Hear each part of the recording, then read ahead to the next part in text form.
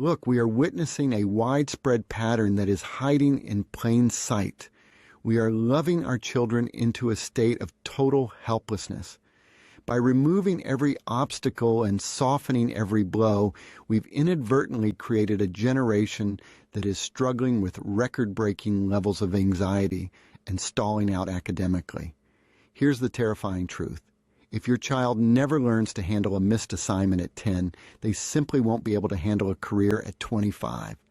Today, I'm bringing a perspective that might be hard to hear, but it is the only way to ensure your child doesn't end up stuck and unable to launch 10 years from now.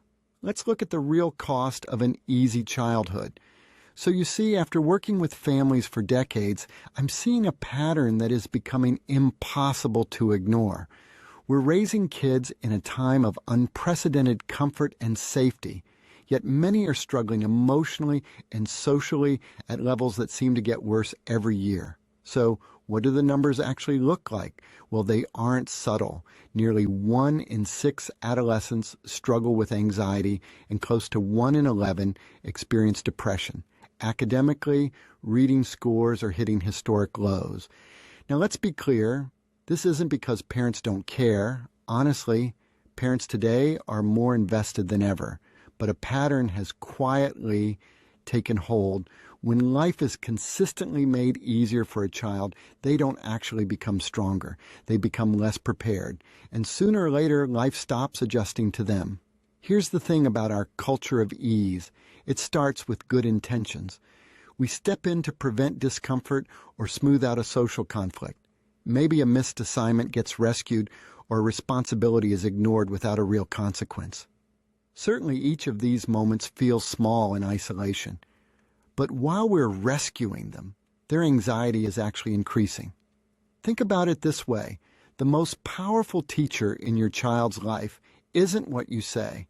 It's what they experience.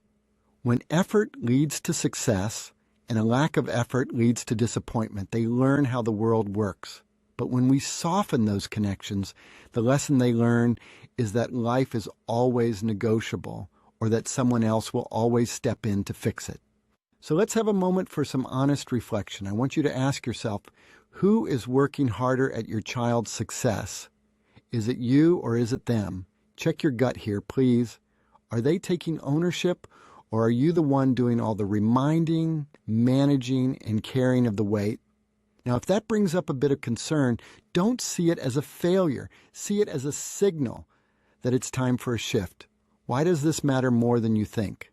Well, understand, patterns established early tend to stay with us. What feels manageable at age 12 can become a massive limitation at age 26, when independence is no longer a choice. Look, no parent wants the outcome where their adult child is still living at home, unable to hold a job, and blaming the world for being unfair. But that outcome happens slowly, through small patterns that seem harmless right now. The good news? You can change that path today. By allowing manageable struggle, without harshness but without the rescue, you allow real confidence to take shape. Okay, take care now.